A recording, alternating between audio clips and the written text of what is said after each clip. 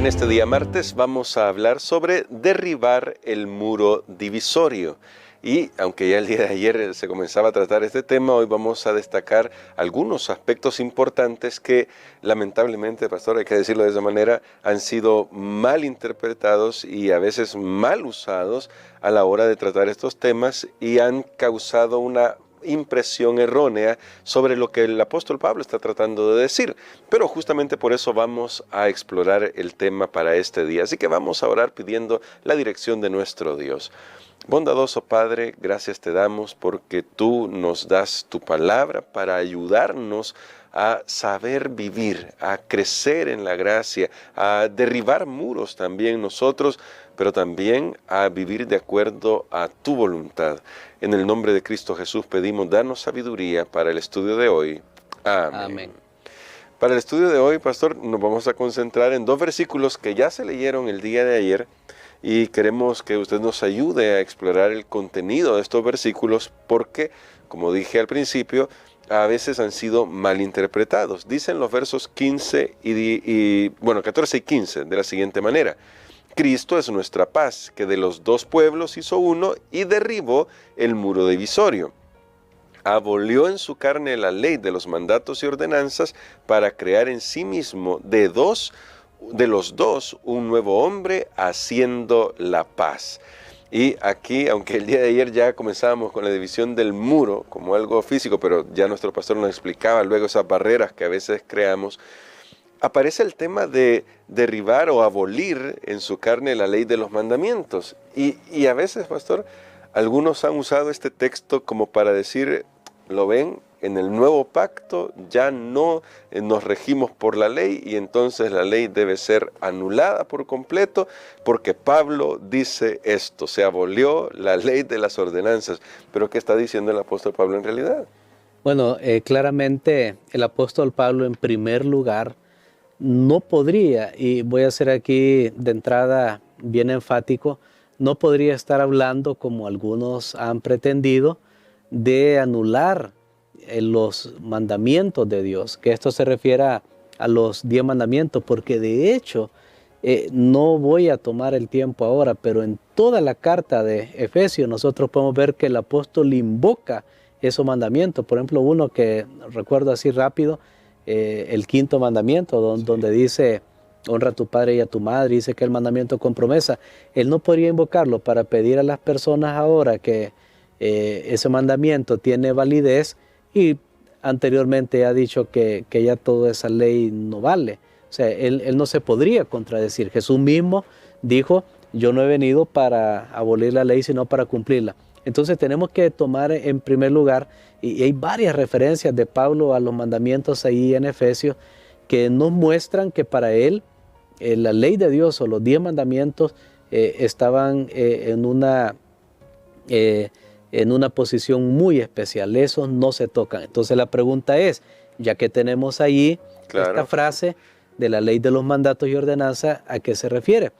Cuando uno examina las epístolas del apóstol Pablo que tratan temas similar a esto de la división entre los judíos y los gentiles, por ejemplo Gálatas, es bien claro que habían dos cosas, aparte de lo que hablamos ayer, que de hecho usted quiere un repaso de cómo era ese atrio del templo, los atrios que habían ahí, 4 atrios, y los gentiles estaban hasta el último anillo antes de poder, y de hecho no podían ingresar al templo. Lo vimos ayer, pero algunos dicen, bueno, pero es que Pablo probablemente no se refiera, aun cuando habla de este muro de separación, a esa restricción, pues tal vez hay gentiles que nunca fueron allí, nunca fueron al templo, entonces para ellos eso no les importaba. Pero sí, lo que había es que cuando un cristiano, cuando un gentil, o sea que no era judío, se hacía cristiano, a veces los judíos le exigían que ahora tenía que entrar en prácticas. Ya no era un asunto de ir al templo, eso físico ya quedó. Pero era un asunto de ahora entrar en los ritos y las ceremonias que habían distinguido al judaísmo por siglos. Entre esos, ¿cuáles eran? Ya vimos uno esta semana, la circuncisión. Por ejemplo, Gálatas lo toca muy claramente. Gálatas capítulo 4 o capítulo 6, digo, y el versículo 12. Ahí habla, de hecho yo creo que lo podemos mejor explorar para no dejar esto así nada más como una mención. Gálatas capítulo 6 y el versículo 12. Capítulo 6, que dice así, el verso 12, los que quieren ostentarse según la carne, os obligan a que os circuncidéis, solo por no padecer ellos persecución por la cruz de Cristo.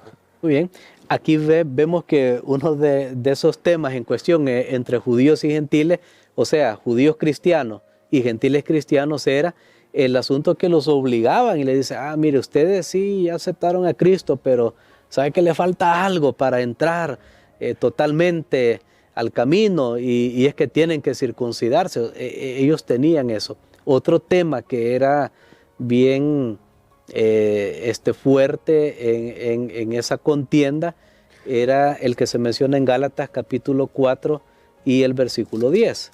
Que dice así en Gálatas 4:10, guardáis los días y los meses, las estaciones y los años. Así que tenía que ver con todo ese calendario judío, con todas esas festividades.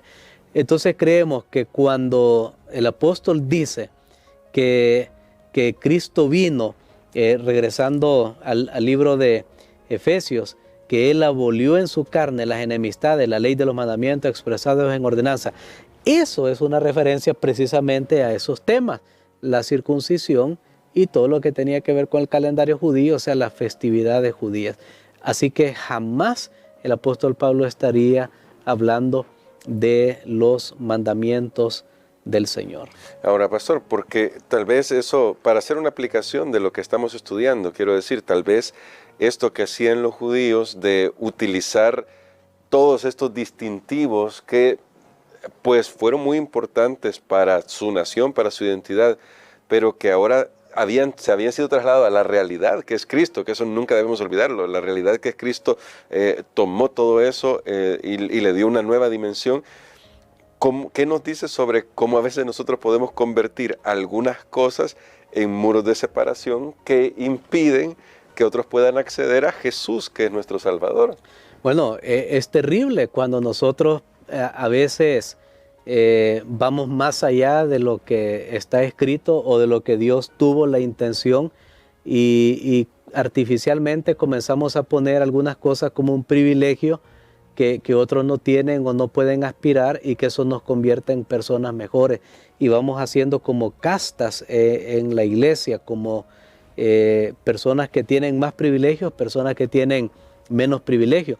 De hecho, eso no debe ser así en el cristianismo, porque más bien el cristianismo es la única religión donde hay para todos una igualdad de fe. Amén. No debe haber una diferencia. Estoy hablando de igualdad de oportunidad de fe. En la nueva dispensación que fundó nuestro Señor Jesucristo, el propósito es que todos tengamos acceso, y lo que Cristo hizo finalmente era para que nosotros lleguemos, ahí lo menciona, es un concepto muy, muy importante, que Él dice, para que lleguemos a ser uno solo y nuevo hombre, dice en mi versión, y nuevo hombre. Noten, ese era el gran propósito de Dios al hacer todo esto. Y finalmente, pastor, ¿cómo podemos experimentar? Porque tal vez la pregunta no intenta ser redundante, pero la idea es cómo podemos experimentar esa nueva humanidad ahora en la iglesia, en el hecho de que cuando nos unimos a la iglesia somos diferentes en carácter, diferentes en propósito a veces, tenemos visiones del mundo que a veces son contrarias entre unos y otros, pero ¿cómo experimentamos esa nueva humanidad y qué papel juega la iglesia para eso? Bueno, definitivamente si estamos en Cristo, somos uno. Todas esas diferencias que hay, que son naturales. De hecho, por ejemplo, cuando se reúnen representantes de la Iglesia Mundial, ahí naturalmente hay distinciones de cultura, de idioma, de raza y lo que sea. Usted puede ver, hay un mosaico, pero es maravilloso como todos nos unimos bajo un mismo tema, bajo la cruz de Cristo. Amén. Y al final sabemos que somos hermanos y que ninguno es superior a ningún otro. Eso es algo bien importante aquí en la iglesia.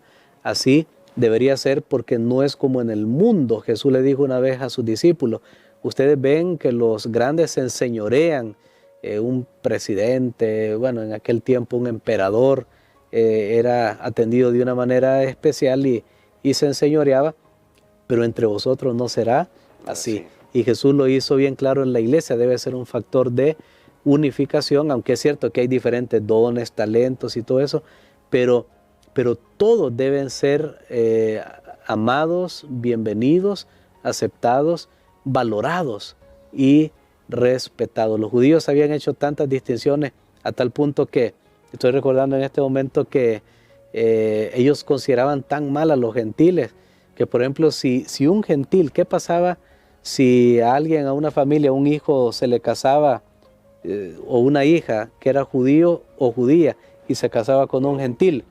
¿Sabe qué hacían los judíos? Hacían un funeral. Wow.